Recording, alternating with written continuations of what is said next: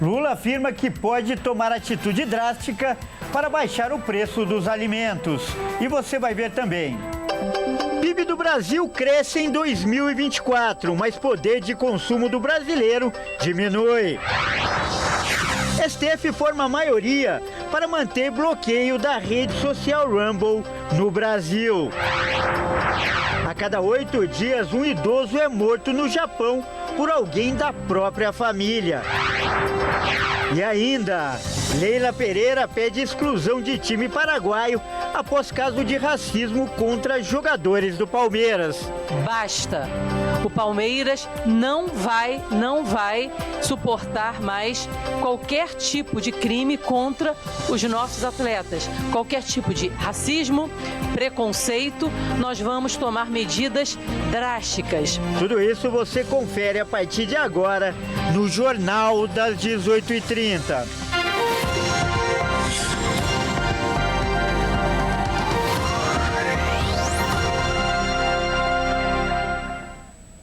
Olá, seja muito bem-vindo. Nós estamos ao vivo, são 18 horas e 36 minutos pelo horário de Brasília. Eu sou o Kleber Werneck e a partir de agora você confere comigo as principais notícias desta sexta-feira. E durante uma cerimônia do programa Terra da Gente do governo federal, o presidente Lula disse em seu discurso que está preocupado com a alta do preço dos alimentos e não descartou a adoção de medidas mais drásticas. Enquanto discursava na cerimônia de entregas do programa Terra da Gente, no município de Campo do Meio, em Minas Gerais, o presidente Lula falou sobre um dos problemas que mais tem causado dores de cabeça para o seu governo, a alta do preço dos alimentos. O presidente citou que o alto preço cobrado em alimentos como café, milho e carne tem o preocupado bastante, que principalmente o preço do ovo tem saído dos limites. Enquanto ainda falava sobre os altos valores na alimentação, Lula afirmou que caso não encontre uma solução pacífica para este problema, medidas drásticas deverão ser tomadas. Então eu quero que vocês saibam, o preço do café está muito caro para o consumidor, o preço do ovo está muito caro, e o preço do milho está caro, e nós estamos tentando encontrar uma solução. A gente não quer brigar com ninguém, a gente quer encontrar uma solução pacífica, sem nada.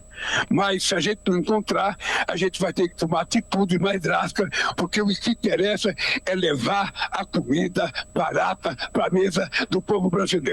O governo federal anunciou ontem algumas medidas para reduzir o custo dos alimentos, incluindo a isenção da alíquota de importação sobre itens como carne, café, açúcar, milho, azeite de oliva e sardinha. E o IBGE anunciou hoje que o PIB do Brasil cresceu 3,4% no ano passado. O resultado foi muito comemorado pelo governo, mas as pesquisas mostram que a população não tem sentido no dia a dia esse crescimento.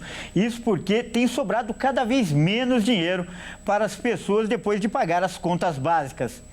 A economia brasileira cresceu em 2024, mas devido à inflação, a população não sente que algo tenha mudado. Isso porque o salário está apertado para comprar o básico. De acordo com a pesquisa de orçamentos familiares do IBGE, a renda disponível para as famílias depois de pagar pelo básico diminuiu. Passou de 42,4% em dezembro de 2023 para 41,9% em dezembro de 2024. O gasto com itens básicos no dia a dia compromete quase 80% da renda da população das classes D e I. O principal motivo dessa perda de poder aquisitivo é o aumento nos preços dos alimentos. No ano de 2024, o Índice Nacional de Preços ao Consumidor Amplo, o IPCA, indicador oficial da inflação do país, cresceu 4,83%. Os dados apontaram que, de 2020 até 2024, o preço dos alimentos subiu em 55%, enquanto o IPCA avançou 33%. E mesmo com o crescimento do PIB e a geração de novos empregos, especialistas percebem que ainda é difícil ter uma boa qualidade de vida por conta do aumento do custo de vida. E que fatores climáticos e a alta do dólar estão ligados diretamente a esse aumento nos preços, o que gera consequências para o bolso do brasileiro. E o STF formou maioria para manter a suspensão da plataforma de vídeos Rumble no Brasil. A decisão vai valer até que a empresa cumpra as ordens judiciais exigidas.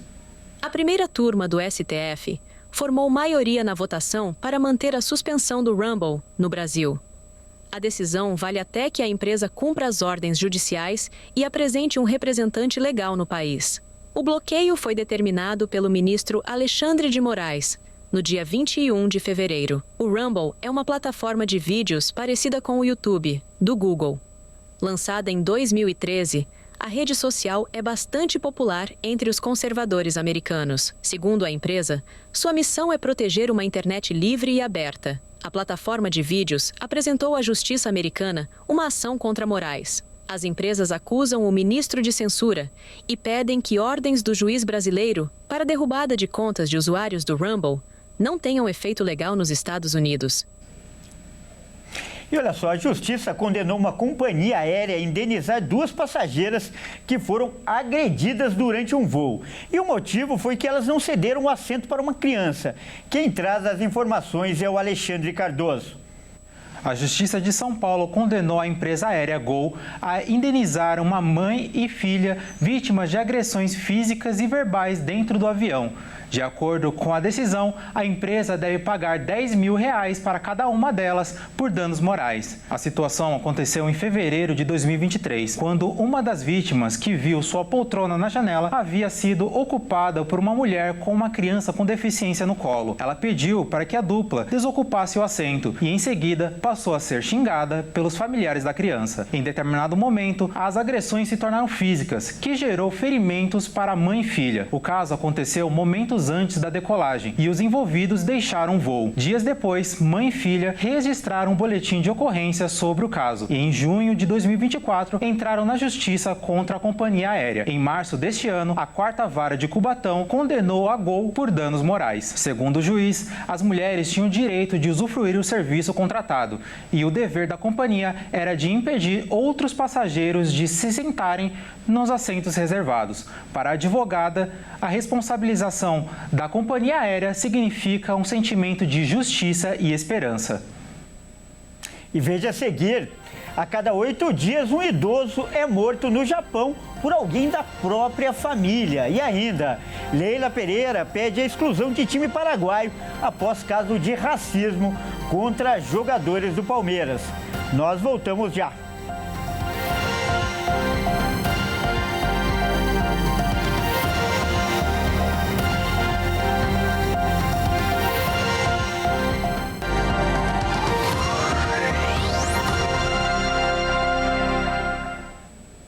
Mais uma vez, seja muito bem-vindo. Nós estamos de volta e ao vivo. São 18 horas e 44 minutos pelo horário de Brasília. E a gente volta falando de esportes aqui no Jornal das 18h30. E quem traz as informações hoje é Maíra Anjos. Boa noite, Maíra. E Maíra, vamos começar com uma notícia não muito boa, né? Uma cena lamentável, aliás, de racismo que aconteceu em uma partida do Palmeiras Sub-20. Conta pra gente essa notícia triste, Maíra. Realmente, Kleber, é lamentável que essas coisas ainda aconteçam. Cenas revoltantes. O jogador do Verdão, o atacante Luigi, foi alvo do crime de racismo. O caso ocorreu na partida entre Palmeiras e Cerro Porteño, válida pela Libertadores Sub-20. Luigi e Figueiredo, do Palmeiras Sub-20, foram alvos de gestos racistas e violentos da torcida do Cerro Porteño. A transmissão do jogo flagrou um homem imitando um macaco perto da beira do campo, onde os 2 atletas estavam. Um dos torcedores chegou a cuspir em Luigi. Após o jogo, o jogador concedeu uma entrevista em lágrimas, muito abalado com o ocorrido. É sério isso? Vocês não vão perguntar sobre o ato de racismo? Não, sério comigo? É sério? Até quando a gente vai passar isso? Até quando? Me fala, até quando a gente vai passar isso? O que fizeram comigo foi um crime, pô. Você não vai perguntar isso? Você vai perguntar sobre o jogo mesmo? A Conmebol vai fazer o que sobre isso? A Conmebol vai fazer o que sobre isso? CBF, sei lá.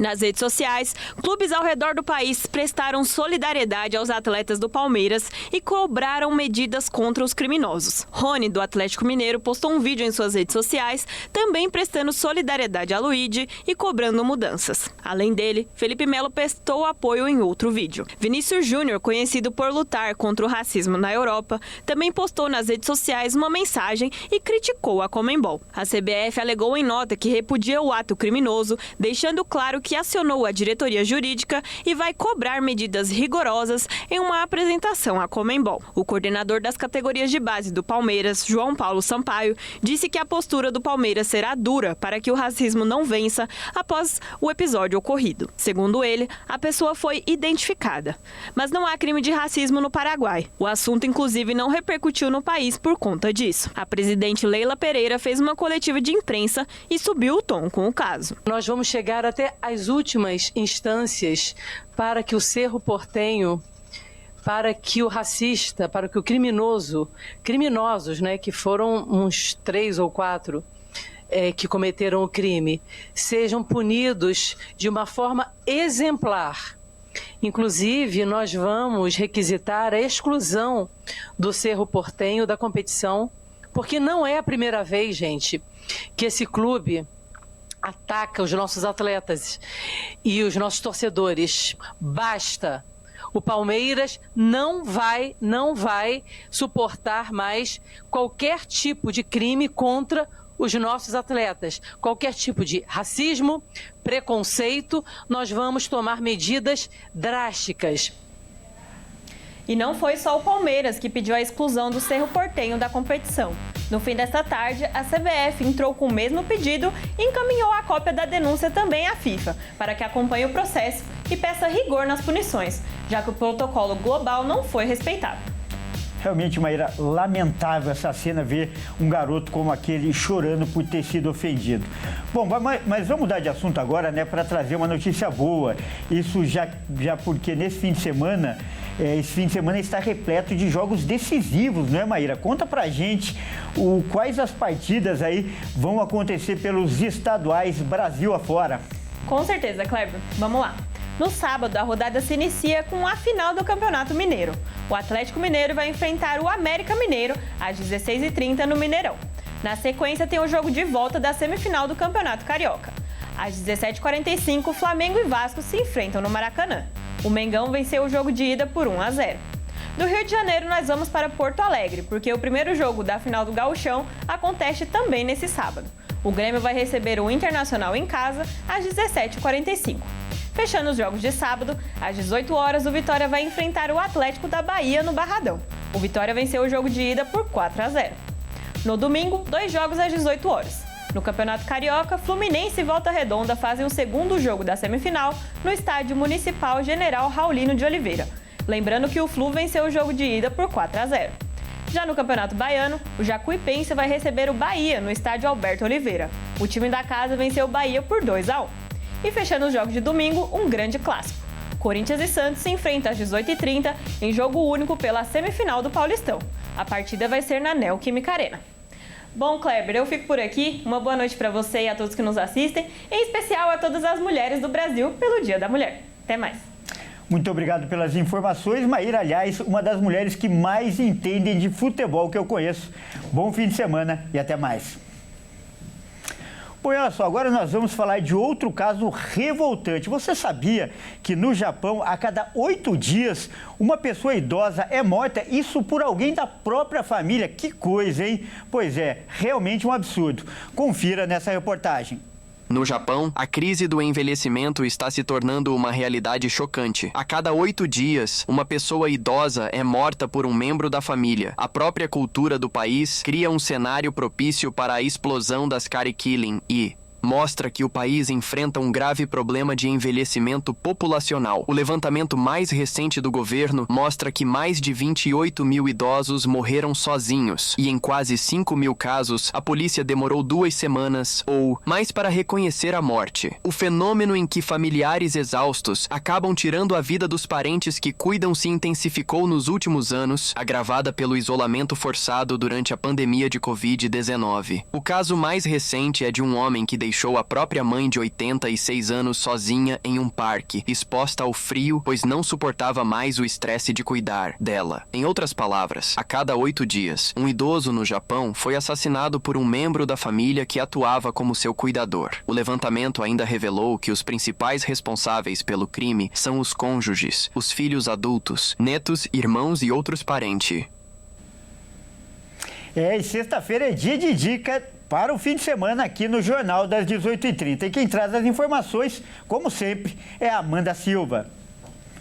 Boa noite, Amanda. Seja muito bem-vinda. E qual é a dica boa aí para esse fim de semana tão especial, Amanda? Boa noite, Kleber. Boa noite a todos que nos assistem. A dica para esse fim de semana é sobre o Hopi Hari, que por conta do Dia Internacional da Mulher, está com uma cortesia para elas. Todas as mulheres que forem ao parque vão poder entrar de forma gratuita durante o mês inteiro. Um dos parques temáticos mais famosos de São Paulo, o Hopi Hari, está oferecendo nesse mês de março entrada gratuita para mulheres, para celebrar o Dia Internacional das Mulheres, comemorado no dia 8 de março. Especialmente nos dias 7, 8, 9 e 10 de março, a gratuidade valerá para todas as mulheres, sem necessidade de acompanhante. Após esses dias, qualquer mulher que estiver acompanhada de um pagante vai poder entrar sem custo algum. Para você, mulher, garantir o benefício, basta ir até as catracas do parque e aproveitar a cortesia na hora, sem precisar retirar voucher ou fazer um cadastro antecipado. O parque emitiu um aviso reforçando que há um limite de público e a distribuição dessa cortesia especial para as mulheres pode ser encerrada caso a capacidade máxima seja atingida. O parque fica aberto de sexta a segunda-feira, localizado na Rodovia dos Bandeirantes, no quilômetro 72, em Vinhedo. Por hoje é só, Kleber, mas na semana que vem eu volto com mais dicas. Boa noite, bom fim de semana a todos e um feliz Dia das Mulheres a todas que estão nos assistindo. Muito obrigado, Amanda. Boa noite e bom fim de semana para você também. E olha, como a gente falou ao longo do jornal, né, lembrou bem, amanhã é Dia das Mulheres. E para representar todas as mulheres que nos assistem, eu quero aproveitar agora e mandar um abraço para algumas telespectadoras muito especiais. Vamos começar pela mãe da Amanda, que acabou de falar, a Ivonete. Abraço também para a Irene, que é a mãe da Maíra. A Ana Paula, sogra da Maíra. A Terezinha, mãe, né?